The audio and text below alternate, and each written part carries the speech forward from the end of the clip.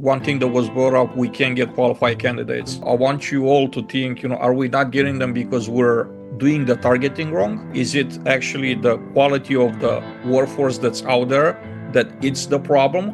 Or maybe it's a pay problem. We're all struggling with keeping good, qualified individuals. I think it starts with onboarding. Again, just knowing that you can get that onboarding process done quickly, efficiently. It shows the applicant, it shows the new employee that this is a company that cares about getting these steps taken care of. You would pay for someone to be a certified electrician, or like go through all the training, become an actual electrician, and then potentially they have the risk of like leaving your company. It seems like you don't have this tied to a longevity clause, meaning if we pay for your 07B, you're required to stay with us for a year. Nope. Which I awesome. So we have launched officially or unofficially, we launched the council 2 weeks ago. We have a logo, we have a LinkedIn page. I would love for you to to sign up, to follow the page. We could use that as a place to just kind of have conversations, exchange thoughts outside of this environment. What's the LinkedIn name? It's Multifamily Facilities Leadership Council. One other idea that came to me, I think yesterday, Kyle was asking, is there a way that we could use an app or something like that for quicker communication other than just email, right? So we could create a group. I happen to be part of a global tech initiative that actually has possibilities to create groups and kind of like chat groups. They're for specific people. So in other words, it's not a facilities group on LinkedIn where honestly I want to leave it open for others that are not necessarily multifamily leaders. They might be vendors, they might want to know what's being discussed out there. That's okay too. But we could create this private group, this private chat room for us, for ourselves, so only us have access to that. And I'm not gonna make it public. We could keep it private, and it's just us, the members, being part of that. What do you all think about this? Would you find that useful to have an app on your phone and to be able to just kind of like use it as a text app if you want, just with this group, right? Not with like the entire universe or the entire LinkedIn. Worth a try. Yeah. Just one more app.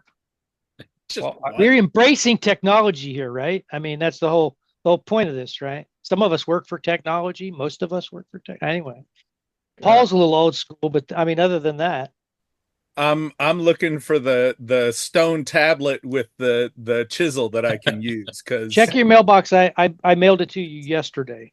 Awesome, it's right there.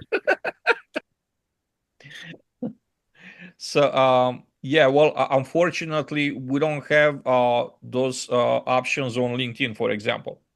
It would have been nice, but it's just the app is not set up that way. It's set up more globally for like different types of conversations, but not this particular text messaging option. So anyway, I'm going to work on that, and when that's public, I'll just share it with the entire group. I want to go around the virtual room, just kind of do the intros. I see that we have new members. We have someone that has never been with us, Daniel. I'd like to start with you. Why don't you introduce yourself to the group? Just tell us a little bit about yourself, and just kind of go from there. Thanks for putting me on the spot first. My name's Daniel. No pressure. No, I'm fine. I am the regional maintenance manager for NRP. Mike Malloy over there is my boss. I oversee all of our affordable properties, everything outside of tech.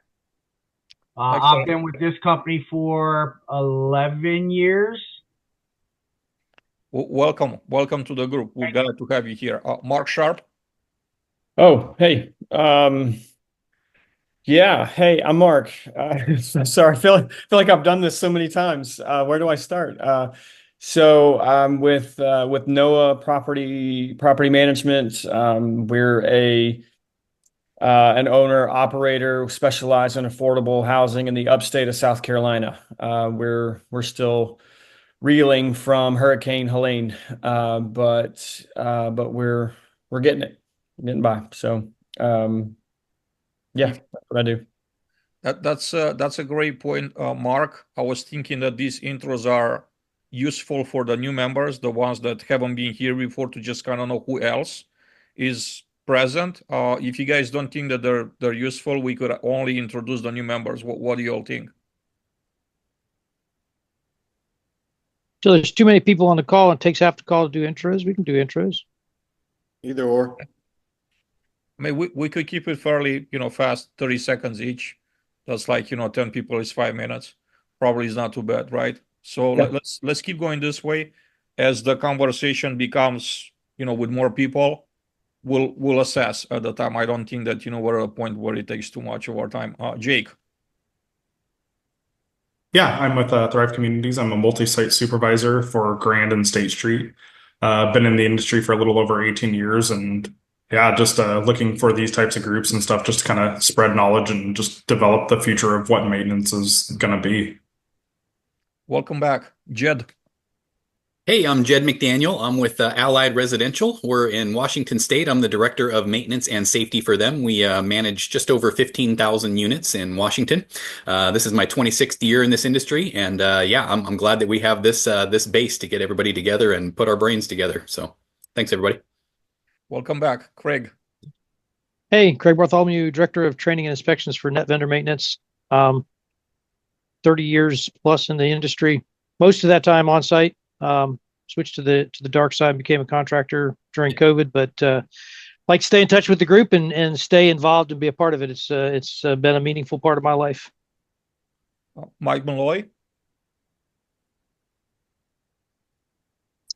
Hello, Mike Malloy. I'm Vice President of Facilities with the NRP Group. We are based in Cleveland, Ohio. We have a national portfolio of about 26,000 units. So both affordable and Class A market rate portfolio. Paul Rhodes. Paul Rhodes, Senior Manager of Maintenance Learning with Brookfield Properties. Also host the Maintenance Mindset podcast, which is part of the Multifamily Media Group, same as Mark Sharp. And been in the industry 30 plus years. Also do a lot of speaking for associations and training events, and happy to see everybody. This is awesome. It's the best part of my month. Well, we're glad to have you back, and I'm glad that the other team canceled so you could be with us. Good for us. Kyle, you're up next. Yeah, hi guys. My name is Kyle Lepore. I'm the Director of Maintenance for Regency Multifamily, which is here in the Midwest, 2 or 3 states here in the Midwest. And I've been in the business about 20 years, approaching 20 years. So I'm looking to, again, gain all the knowledge that this group has to offer and see what we can do to better the maintenance field. So appreciate letting me join. So thank you. Thank you for being here. Scott Ployer. Hi, everybody. I'm Scott Ployer. I'm with National Property Management Strategies Group. We are a specialty consultancy serving the multifamily industry on both the conventional and the affordable side. I've been doing this for 38 and a half years, so I think I'm the old guy on the call.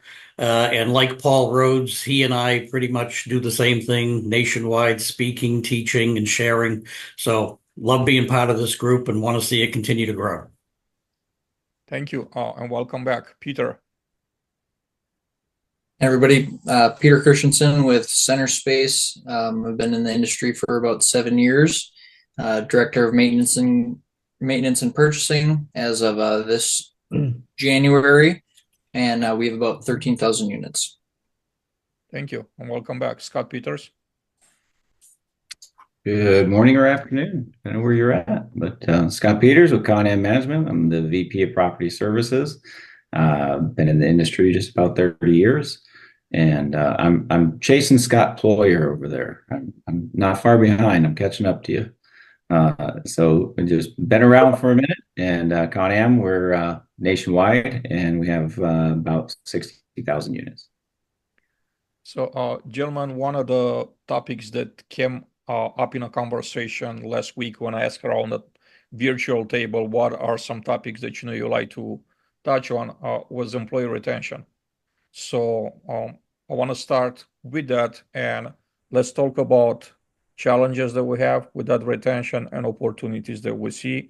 And then also, if your company does something that really works, I would love for you to share with the group. So I'm gonna start with you, Mark. Yeah, I mean, employee retention, I think, has been a hot topic for all of us. We're all struggling with keeping good, qualified individuals. But one thing that here at NOAA that we've started to do is really lean in with local SC Works, the entryway program, and do some workforce development training. We've implemented at the Apartment Association at Upper State. It's like a 3-week training program. It meets a couple nights a week. And, we try to take people that know nothing and teach them, basic skills. So when they do become employed at, one of your companies, they're not coming in completely green. They're coming in with at least some knowledge. Chadwell sponsors those classes and gives them a nice, toolkit. So they're coming with some basic hand tools, nothing major, but our association, our area anyway, and I know us at NOAA, we do hire people from this program, and it's been beneficial for us. So a couple of questions, Mark. How long has the program been going? And the second question, do you have enough data so you could speak on if that helps with retention? So we just graduated our 4th cohort back in May. So we've done 2 maintenance cohorts and 2 leasing cohorts. So it's not just maintenance. We do offer leasing, soft skills, that type of program as well. As far as the data goes on whether or not we have found them successful, I don't have the specifics for that. I can reach out to the association, and if anybody's interested, I could follow up with you later. But I know for my company personally, 3 of the individuals that we've hired from that program, 2 of them have relocated down to the coast to Charleston they had better opportunities down there, but are still currently in the maintenance industry. And from what I understand, are doing really well. And then one of the other individuals is still employed with us at NOAA and is becoming quite the superstar. So it's pretty great. Last question. How many people graduate in each cohort? Cohort number 1 for maintenance was our biggest one. We had 12 people. And out of those 12, 11 of them were placed within opportunities throughout the upstate.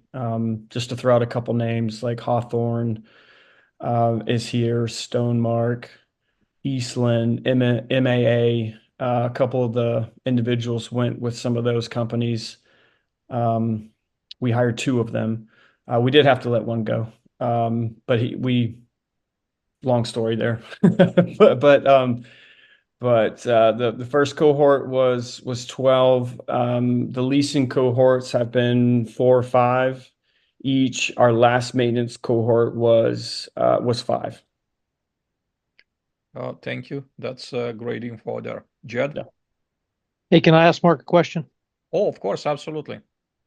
So one of the struggles I've always found with the workforce training, you guys background check prior to the training? Is that part of the requirements? We have linked with, I'm sure you guys have heard of, maybe you have, maybe you haven't, I don't know, but have you heard of Legacy Apartment Staffing, John Modlin? He's out of San Diego. They have partnered with us, and they actually provide us with background checks. So, okay. So you are requiring that then? We ask the individuals going through the cohort to sign the waiver that we will run a background, because if we're gonna go out and market you, because we almost do like little like reverse trade shows. Once they graduate, we have companies who need employees come to our association and they get to interview everybody.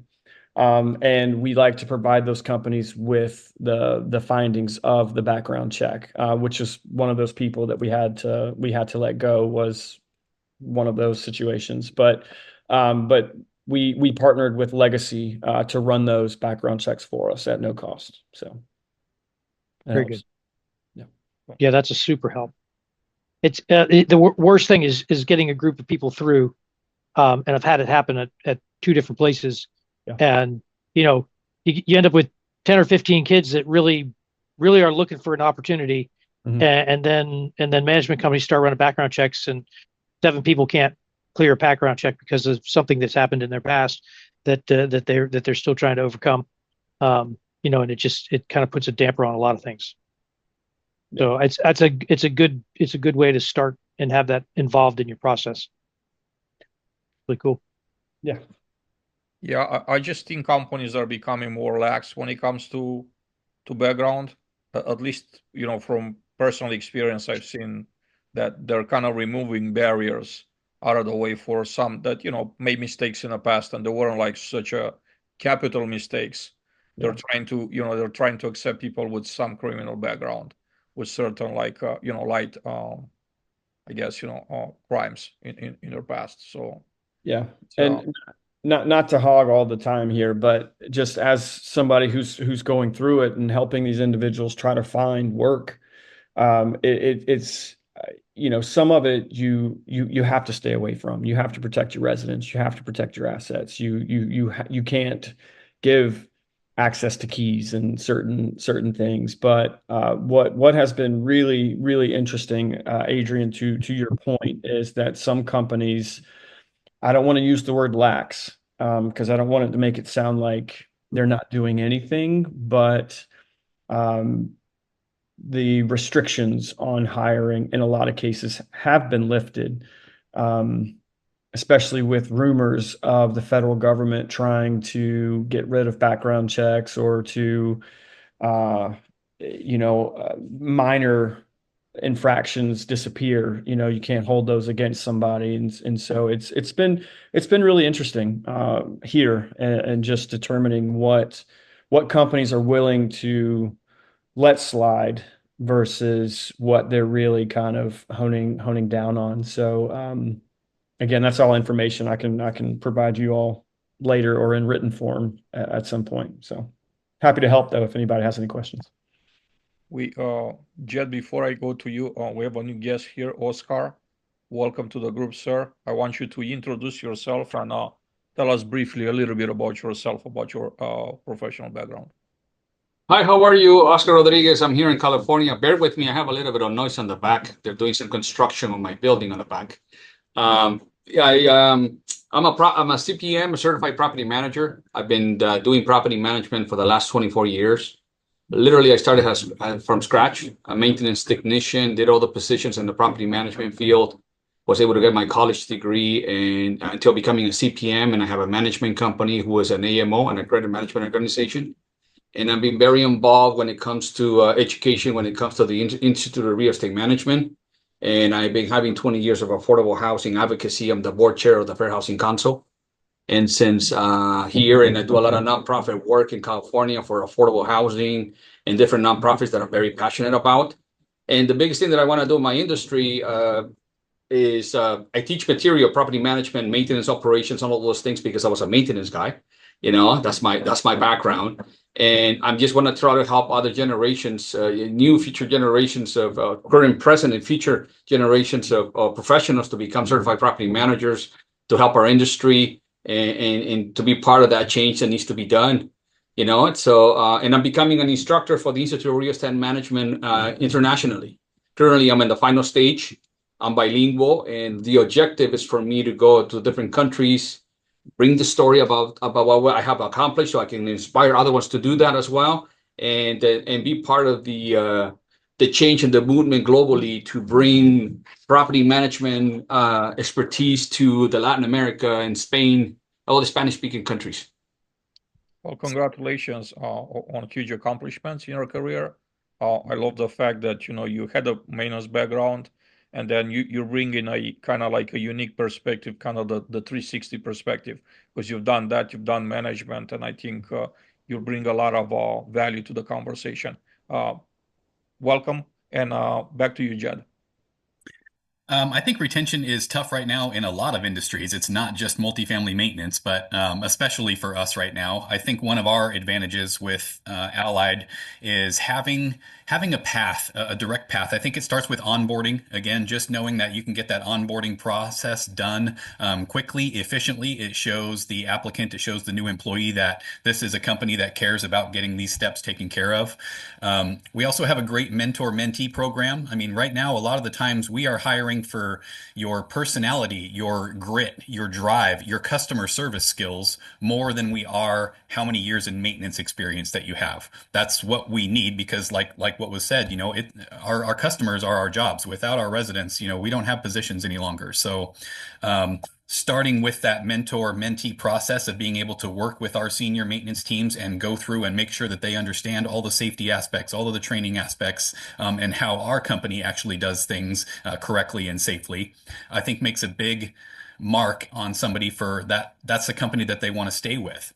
Another thing is we pay for all trainings for our employees. I think it's really important that not only do they have a path to grow, but it shouldn't have to cost them an arm and a leg to take that next step to advance in their career, right? So whether it's becoming an electrician or a certified pool operator, getting your CAM-T, we cover all of those costs, and that's huge. I think for keeping people in place and knowing that we really truly do have a training path for where you want to go, because not everyone wants to take the same path, right? Not everyone wants to move up immediately. Some people want to be the best at the property that they're at right now.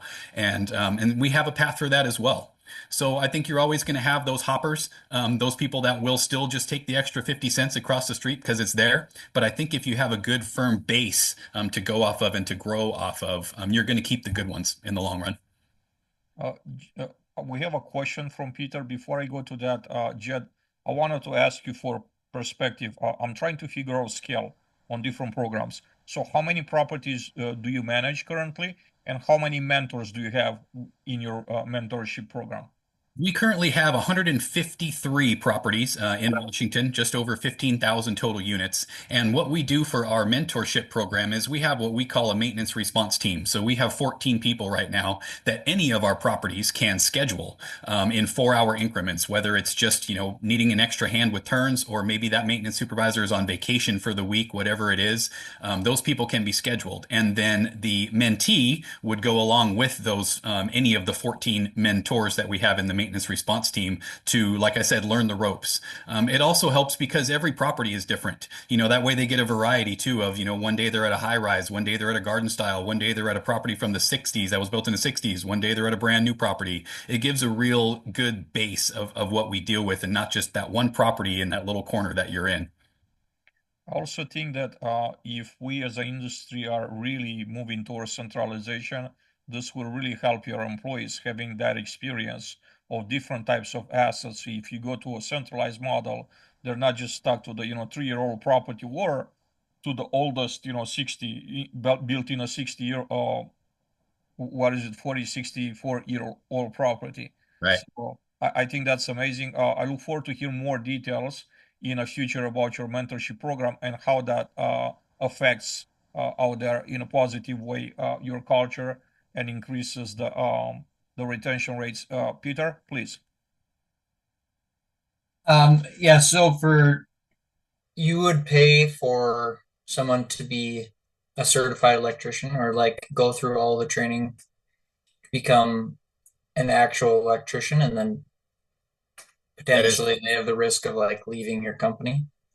That's correct. I mean, that's a potential that that's a risk that we all have to take, unfortunately, but the risk is greater if you don't train somebody.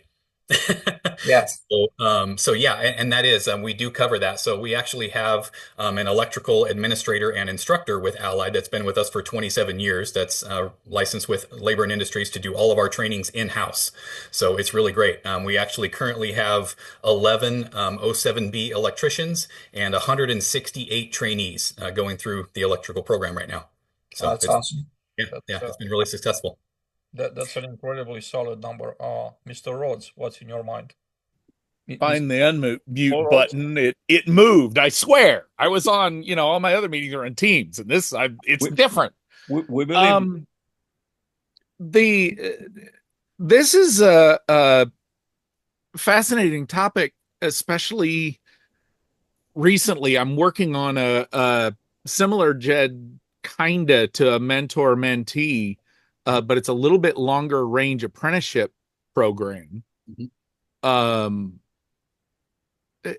And how that plays into long-term employment, I haven't figured out yet. I don't know that, to your point, Adrian, I don't know that as an industry, we do a really good job of figuring out if somebody stays, why they're staying. I think we default, if somebody leaves, the default answer is, well, they left for money. I'm not sure that's accurate. I think that's an opportunity for some dirty data. Just a default answer. At the same time, I'm curious about, similar to Jed, your program there, the mentor mentee. I was going to ask, and you kind of answered it, is that tied to the 07B that you guys have to deal with up there in Washington? And it makes sense that you are with from an electrical standpoint. Yep. Other areas of the country, I have not really seen lately much push towards education based on regulation. Down in Florida, they've got that maintenance certification, the basically the handyman's license. There's a better name for it, but they've got the handyman's license that's required for water heater replacement and so many dollar amount of air conditioning certification. And there was a push, since CAMT is on par with that. I don't know. When I was at FAA 2 weeks ago, there doesn't seem to be the push that there once was for CAMT down there. How long, Jed, how long has this been organized and is going? The mentor mentee, I would say we're probably pushing about 3 years now that we've been doing this. Our maintenance response team has grown from 3 people to 14 because it has just been a huge success for filling in those gaps as needed, and still keeping costs down for the ownership groups that we represent, of course. And again, I don't think there is a perfect answer. I think no matter what, you're still going to have the people that just aren't going to want to do the extra training, or just aren't going to have that mentality necessarily. And of course, you're going to have maybe some property or companies that just have management issues that they don't want to talk about, and that's why they're leaving. I don't think there is a solid solution to cover everything, but I do think the best ideas that we have is still starting with a good base of education and growth, and making sure that they realize from day one, this is a career, not a job. You can go somewhere with this role. And I think we have to start by that, and then also just get the mentality back that we had, before COVID, of actually putting boots to the ground and getting some stuff done. There's a mentality now of not wanting to do that any longer, and we have to shake that, because no matter what, no matter how far AI comes into this, we still need to work. We still need to do stuff.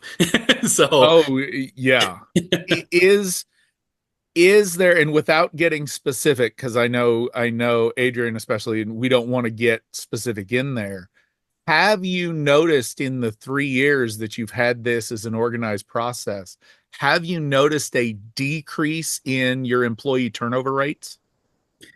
Man, it's hard to say, honestly. Because I know it's hard to pin that to it, but I'm just curious, even overall, if that has made a difference.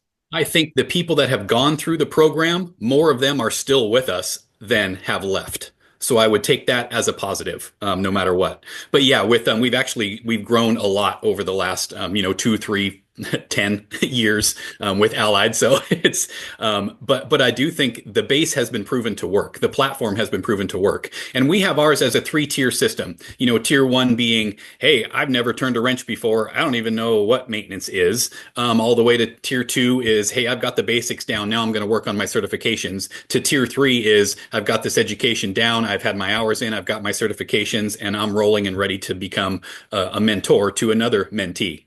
So it really does seem to be a great program. Is it 100% proof? No, but nothing is. No, it's fascinating to me. It seems, and I don't know if this was intentional or not, but it's fascinating to me that not only are you training skills, but you're also, with your tier program, it seems like you're adding and expecting a level of responsibility. Absolutely. So it's not just turning a wrench, it's acknowledgement of your trade skills as well as leadership or financial accountability, for lack of a better term. That's a fascinating approach. That's really cool. And it's actually also congratulating them and making sure these teams know, because when they, like, let's say for our O7B electricians program, when they actually pass the test and become an O7B electrician, they automatically get a 5% raise. Doesn't matter if they just had a review for the year, you get a raise to say, congratulations, you've made it through this program, way to go on your next step in your career. And I think, again, that doesn't mean that they can't jump ship and go to another company. But I think there's a base to that you have some, I'm not going to think of the right word, but you have some something that makes you want to stay with that company, right? And that's what brings it on, is to show that this is a true company that's going to know and have my back wherever I want to go with my career, versus just here's your property, plop them down there, and who knows what happens 6 months, a year, 5 years down the road at that point. So then, and I know Scott Ployer and I had talked about this in the past, it seems like you don't have this tied to a longevity clause, meaning if we pay for your O7B, you're required to stay with us for a year. Nope. Which awesome. Yeah. That's great. I love it. That's great. Yeah. And again, it's not perfect, but so far so good. I think it's really working and continuing to add to our growth as a company as well. Cool. Thank you, Jed. Jake, any thoughts on retention? Retention's just, it's a bit bizarre right now. And kind of what we're running into, like on the ground site right now, is the fact that we're not even getting a chance to retain people. So we've had like multiple interviews now for our current site, where people are going through the background check, they're going through the interviews, we're giving them on offer above what they're asking for in pay and stuff. And then literally the day of start, they're just dipping. And it's really an interesting thing to have, because I mean, every other time in my career, you've offered somebody money and they've signed, it's like usually the day they show up, but it's been like multiple times right now. And it wasn't just here, it was at our other property too, a whole different company between Thrive and Greystar, where we're kind of seeing people just not have that commitment just to even start. Thrive seems to have, a pretty good, they're very people forward, which I think is important. It kind of seems like a lot of the times they'll, for lack of better terms, put the client to the side to make sure their employees are happy, which I think is why there is good retention through Thrive. But it's interesting just getting people through the door, and even when they're saying they want it, that's I think kind of some of the struggles we've been having like on ground right now.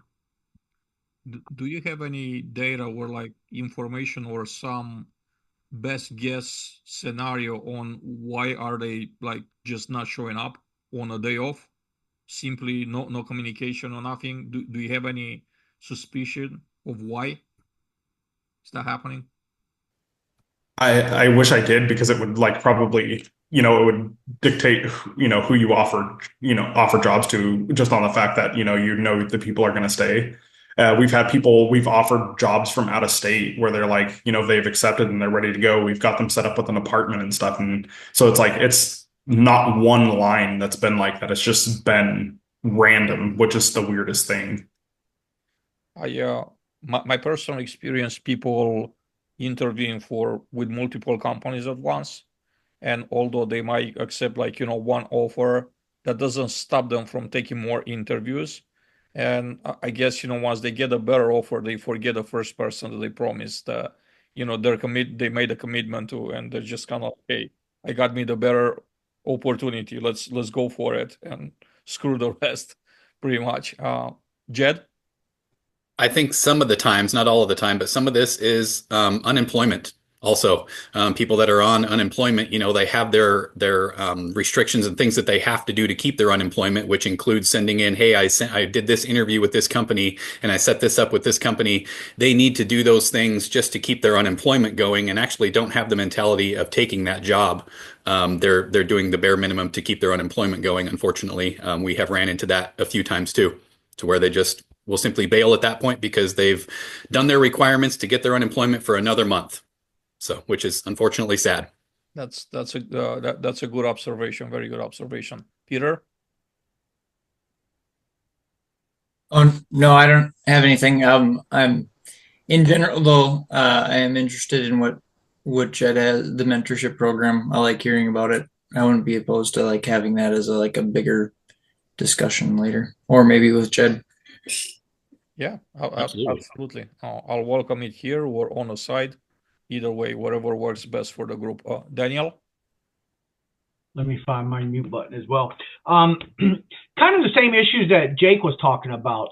We go through an extensive interview process, and a lot of times, we have scheduled interviews. I'm usually one of the last to interview. First, they go to the site team, and we make sure that that they mesh with the site team, and then the regional will interview them. And then if everybody's on board with hire them, they'll send them to me or through the facilities department to make sure that they have the qualifications and that they are capable of performing the job. And a lot of times we lose them in the interview process. They don't show up to the interviews. There's no call, no show. And then also a lot of we lose them to the background checks. Just this past week, across the entire portfolio, I lost 5 people that were supposed to be starting. Some didn't pass the background. Some didn't pass the drug screening. A couple of them didn't have a driver's license, which should have been caught in the very beginning of the process, but it's not so much the retention.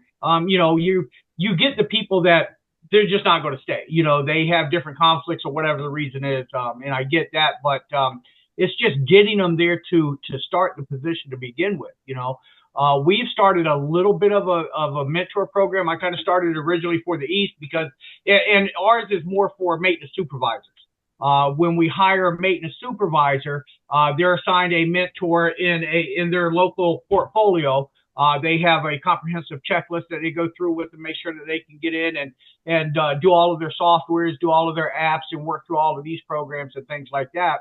And they, have a 30-day mentor program or a 30-day checklist that the mentor goes through with them. Part of it is in person, part of it is virtually.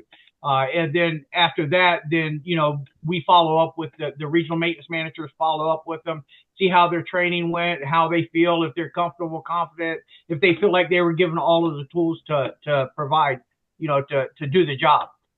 So it's, that's hard to tell the retention rate also, because we do, when somebody leaves, they do go through a exit interview with HR. And, sometimes blaming gets, or the training gets blamed for it. Oh, I wasn't trained enough, or they have issues with the site team or whatever, that they were leaving for. But our biggest thing is just getting qualified applicants. It seems, because I started out on a site, and, it seems like the work ethic that we're getting from individuals now it doesn't compare to old school. It's like, I can't teach. I can teach you a lot about maintenance. I can teach you how to do things, but I cannot teach you that drive. I cannot teach you to take ownership of your property. And that's what we're seeing a lot of. They are, unfortunately, a lot of people are just there to collect that paycheck, and trying to decipher the difference between somebody who is, going to take ownership of their property and really run with that property versus somebody who's just showing up for it, And then once when we do get people like that, once somebody's in there and they're just, scuffing their feet and just doing, bare minimum to get by day to day, it's hard to move them along and bring somebody else in, because at this point, the regional is like, I know he sucks, but that's all I've got, and sometimes, not have where sometimes just having a body is not worth it, and so it's hard to move them along like that. I'd love to make this a separate topic of a conversation. How do we get qualified candidates? Because that's a whole conversation in itself. Paul, you had a question. I see your hand. Yeah, my question was focusing on the subject of retention. And Daniel, you mentioned it, an exit interview. Does anybody here do a stay interview? In other words, with, we're asking people on the way out the door, why are you leaving? On I've tried it with my little small department and it worked out really, really well. But is anybody here doing a on your 3/4 year anniversary? Every, what is that? 9 months? Yeah, every 9 months, just rotating through.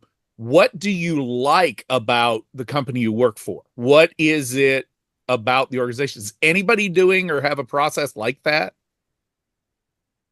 We do. We have actually like an annual interview slash template, or like whatever you want to call it, review. And there's different categories. You can review the corporate site, and you can review your on-site, you can review your coworkers. All that gets rolled up into certain data sets, and then is 100% reviewed by our CEO, like all the comments that people make about everything. And then from that, we've actually found out some good information that, people believe this VP is not as personable as they would like them to be, or whatever. And then they're like, well, I didn't know that. I'm like, that's not what I'm trying to be, so I'm going to work on that. So, and then they have the interview to say, in that questionnaire, they can say positive things, or they can say areas that needs improvement, or what they don't like, or and it also says, like, are you thinking about staying? Are you thinking about leaving? So there's some good information in that. Thanks, Peter. We have a hand up from Mike Malloy, please. Yes. I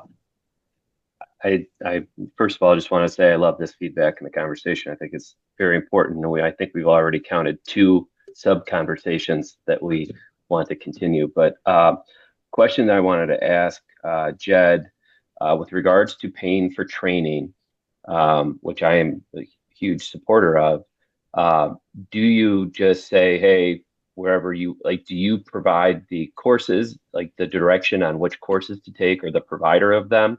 And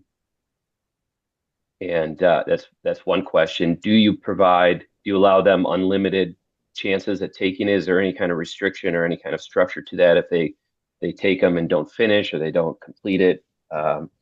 Is there any ground rules around that? I think your mentorship program sounds fabulous. And I'm just curious. I mean, like, I think a lot of people would agree, but one of the I think probably benefits you is you have a huge portfolio that's highly concentrated geographically, right? Where you certainly benefit from. Where I think a lot of people struggle is, how do you provide that level of support to people in a much broader geographic setting? So I think that is the type of program I think I would assume everybody is trying to create, and type of support we're trying to provide. I think the question is, how do we do that in a more spread out portfolio? And that's certainly our challenge. But again, I'll let, if you could just answer the questions on the training, but just wanted to chime in and say, I think this is a great conversation. I want to keep it going.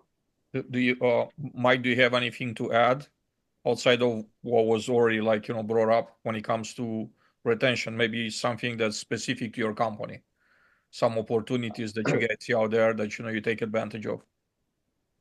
Yeah, I think, I mean, it's certainly one of our highest priorities. I think it's where we struggle. We have turnover, um, and we seek feedback from our staff regularly on an annual basis with an anonymous survey.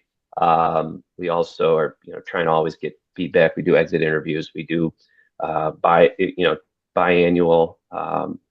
progress reviews. We're always trying to get feedback, and training is one of those things that's what people are looking for. And so we're struggling with it. I would say, just to be totally transparent, that's something that we need to do better. And I think I just kind of shared some of the challenges we have is our portfolio. We have we have a high concentration within the state of Texas, and in other larger metropolitan areas like Charlotte and Orlando, Tampa, and throughout Ohio and the Midwest, we have decent size, but nothing that's super close to one another. So it's a challenge. So trying to be able to provide that one-on-one support, which I think is most critical in maintenance. So, I mean, we do a lot in terms of appreciation and recognition, but what we need is that actual training. And Daniel, who spoke up, I totally agree. I think that there is a change. There's been a shift in the type of maintenance guys that we hire or who we're seeing and coming into the business. But it's our responsibility to adapt to that. And I think that the people that we're looking for today are different than a lot of the people on this call when they were in that role. And the job changes. People are going to move and change jobs more frequently. And we have to be able to live with that and train quickly and be okay that people are going to come and go. We have to continue to provide those resources to them, knowing that they have, knowing that you could retain them. I mean, they may come and go, and there could be nothing wrong with you, right? Nothing wrong with your program, but that's just kind of the nature of the business. So you just have to adapt to that. And I think there's more opportunity for people coming in that aren't so technically skilled, right? I think there's a lot of parts of this job that you can do if you do have a good work ethic and you're attention to detail and organized and learn on the job as you go. But we're just being able to provide resources to the point where people don't drown and get overwhelmed too quickly. Like you're able to keep them supported without pouring on to the point where they're like, screw it, I'm just going to go start fresh. That's great feedback, Mike. Gentlemen, we have about 7 minutes left. There's 5 of you that we didn't get to yet. I'm gonna ask for the sake of efficiency. Those of you that have a hard stop at the top of the hour, just use the hand raise icon so I could take you first. And those of you that could stay maybe a few minutes over the top of the hour to wait, I will really love to get everybody's take since you took the time to be here today. In the meantime, Craig. I'll try and keep it concise. So 3 or 4 points. What's in it for me?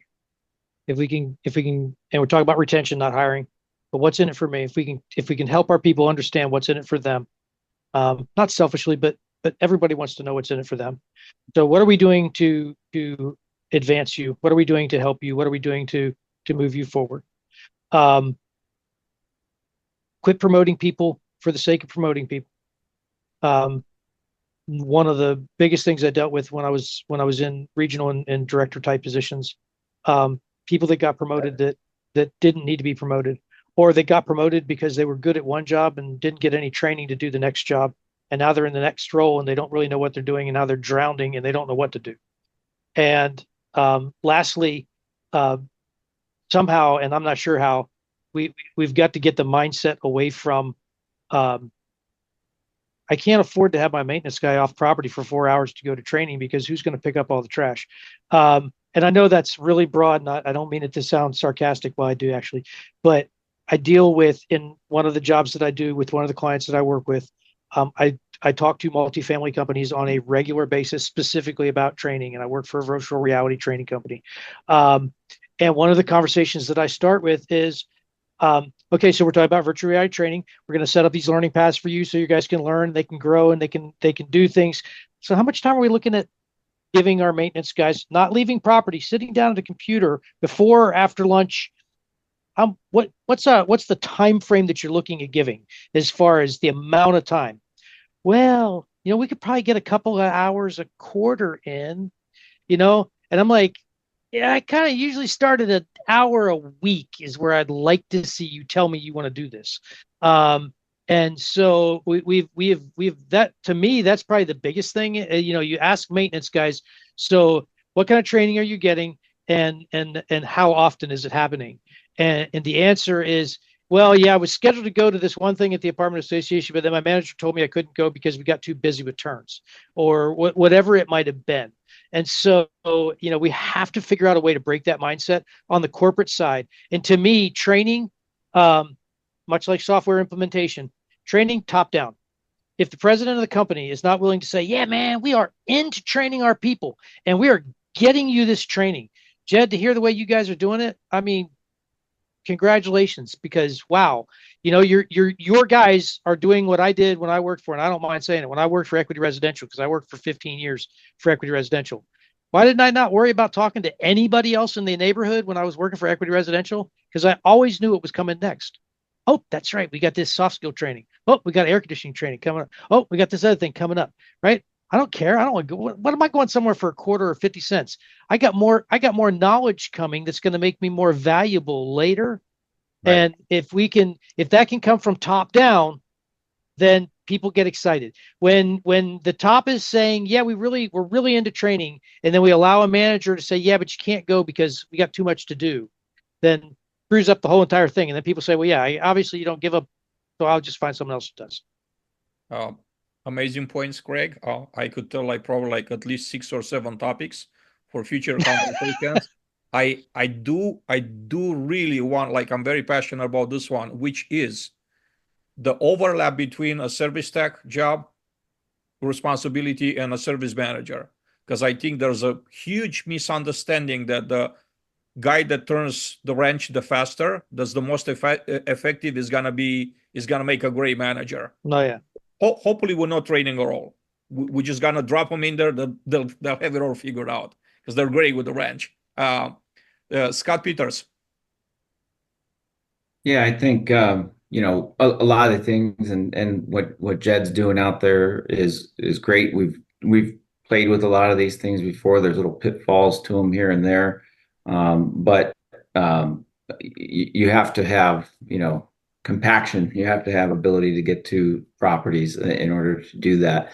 I've been spinning my brain here because the talent level coming in is and if you disagree, just raise your hand, but is almost zero walking through the door, and wanting a significant amount of money to even walk through that door, with nothing, never even held a tool before, most of the time. So I've been spinning my brain on this, and there's training programs, and we have interplay. And to Craig's point, how long are you going to sit behind a computer? What benefit am I getting from this person that is sitting here? So I've been spinning my brain, and this is totally new, and I'm trying this with one of my regional maintenance directors, and we're going to try it just as a little trial. And what I'm thinking to do is, when we hire somebody that comes in green and they don't have that experience, is we're going to have our maintenance supervisor on that site teach them how to use a multimeter and go and give them the task of checking a number of AC units on the property, show them how it works, show them how to pull the disconnect, show them how to open the panel, what tools to use, check the capacitors on it, make sure the electrical looks clean and tight inside of that AC unit, teach them how to make it clean and tight if it's not. Check those capacitors. If it's not reading right, change that capacitor. Then I feel, and I don't know because I have nothing to back this with, I feel like I've taken somebody and I've taught them how to use a nut driver or screwdriver, or a drill or a gun. I've taught them a little bit about electrical. I've taught them how to do it safely. I've taught them how to do capacitors on AC units, which if any of you deal with AC units or in the desert, I know up in Allied, Washington, you're probably like, what's an AC unit? I don't know. Not quite that bad, but yeah, I know what you mean. Yeah, I know. I'm teasing. We have stuff up in the Pacific Northwest, and I always tease my guys. I'm like, what do you guys do? No pools, no ACs. What do you do? No electrical. So I feel like there's a double benefit to that, right? I feel like my guy now is going to put his hands on an actual piece of equipment. How exciting is that walking through the door? You are training them to use different tools, use different parts of their brain, do actual work that is going to benefit our residents and our property down the road. I mean, we've gone through properties. I've had other properties do this before where they go through before summer and they test all their capacitors and change out any of them that aren't reading right. And then through the summer, our AC calls go down significantly just by the capacitors being checked and changed that are not running. So that's something I'm trying. And I think it could be applied to many different, if you don't have AC units in the Pacific Northwest or some areas in the Midwest, I'm sure, might not have AC units. I don't know, appliances, a refrigerator, right? If you have refrigerators, they can go in and check refrigerators, check the temperatures, the running temps on the refrigerators, show them how a refrigerator works. And you just start with one component and let them go with that. Maybe it's unit by unit inspections, going through and testing smoke detectors and changing filters and checking plumbing fixtures for leaks and things, and teach them how to do that, and then just set them free and let them do that. Let them learn and check on them. That's what I'm going to try. I don't have anything to back it up with yet, but I feel like there's double benefit to that, because what we're doing right now is benefiting an individual by putting all this training and time into them and sitting behind a computer doing training, sending them to classes and doing training. But what benefit are we getting back if that person walks out the door tomorrow after all that training is completed? I feel this process double benefits us and them. Just a thought, and I don't have anything to back it up with yet, but I'm going to try it. A couple of things that come to mind for next meeting, right? One thing that was brought up, we can get qualified candidates. I want you all to think, are we not getting them because we're doing the targeting wrong? Is it actually the quality of the workforce that's out there that it's the problem? Or maybe it's a pay problem and we're losing against competing industries. So just a few thoughts that I'd like to touch on the next meeting. Oscar, you messaged that you want to go next. I'm assuming you need to go. So please. No, there's so much helpful information. We're together. I'm glad to be part of this group.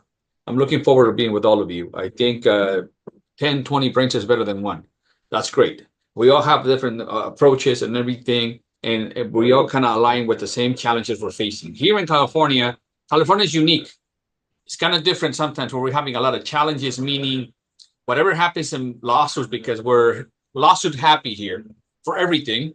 So it's the challenge that I'm facing daily. That's why I'm so involved, because I'm always have to be like with my protector's shield at all times. But one of the challenges that I face, that I see, and this is good while we're here together, is that being a leader of my own company, being executive CPM, is I notice the importance of maintenance people and everybody on our companies.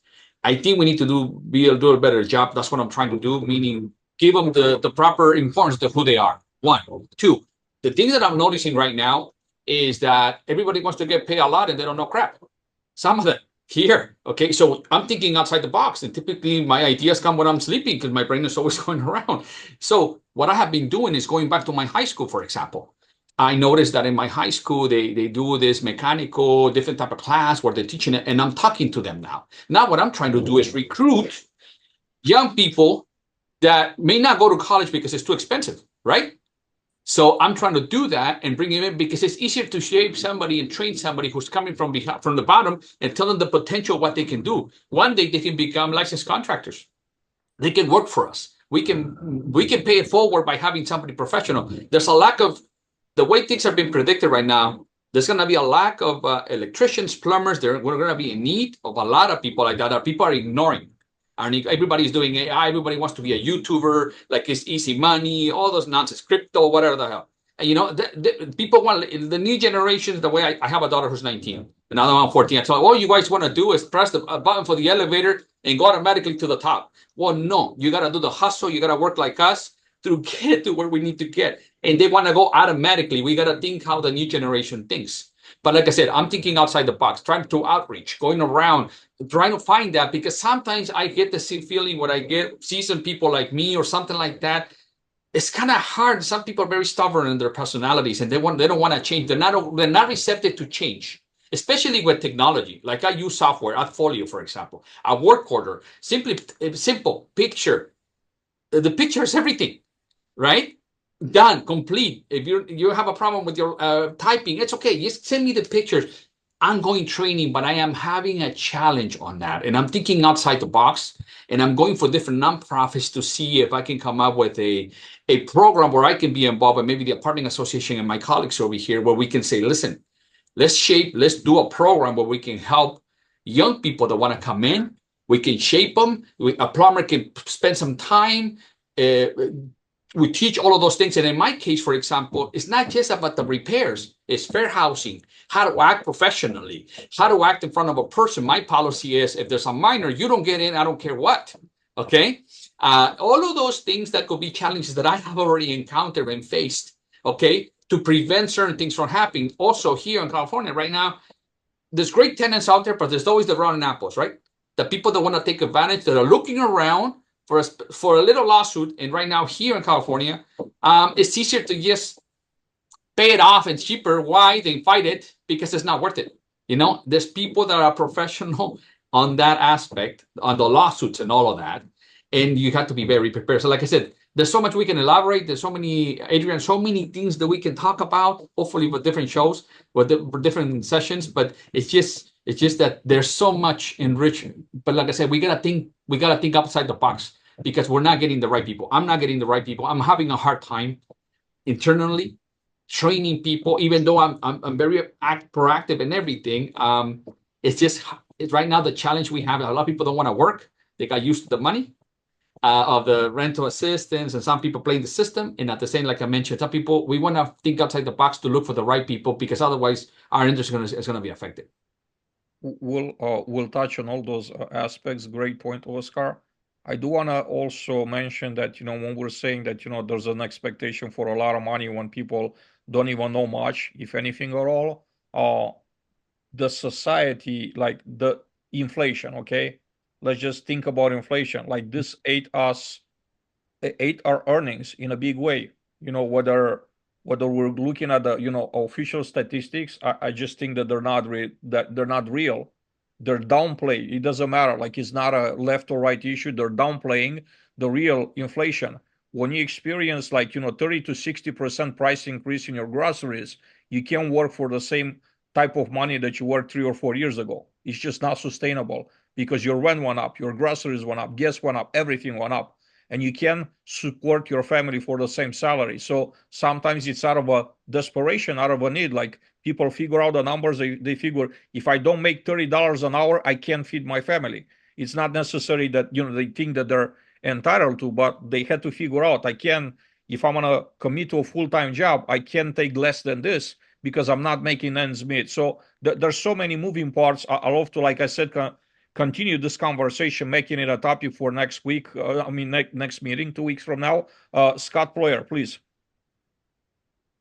Well, as I think folks who've been on the call know, I have been out of the corporate world for the last 5 years, but I work with clients all over the country that are facing these same challenges. And, right now, to Oscar's point about, what's happening out there, we are competing against hospitality. We are competing against the building trades. We are competing against, the fact that 10,000 baby boomers a day are retiring. And, for every 10 that retire in our industry, we're only seeing 2 people walk through the door. because they're not motivated necessarily to realize that this is a career path. It's not just a job. It's not a stopover. It's not a part-time thing. I fell into it almost 39 years ago. Didn't plan on it, but here I am and I love it. And I would never change a day that I've taken it. But the problem is this. We need to continue to upskill our workforce to the point of appreciating your staff.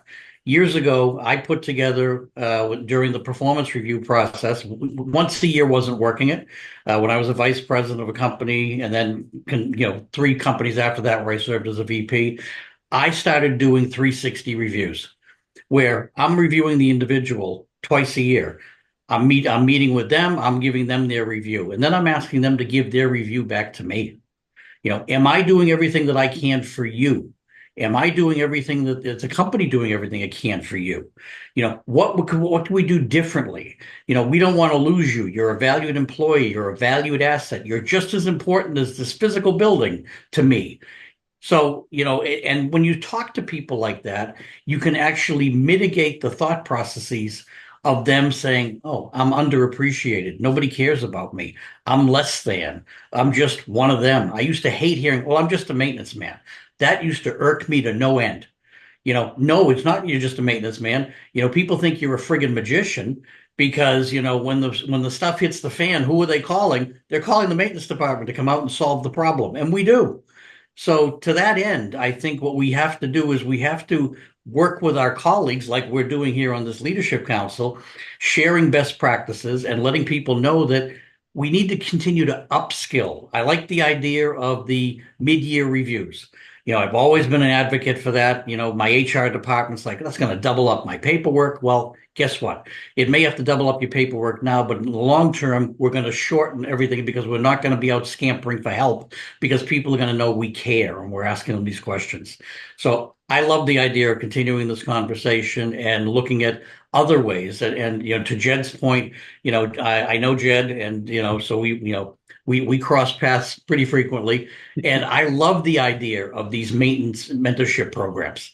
And we just need to convince the Gen Xers and the Gen Yers, because the millennials have bought in by now. The Gen X that this is a viable career path, and when you've got companies that are willing to invest in you, that's where I want to be. I don't want to be begging for training. I want companies to give me so much training I have to say, whoa. Let me get through this first. And I'm staying with you. Don't worry about it.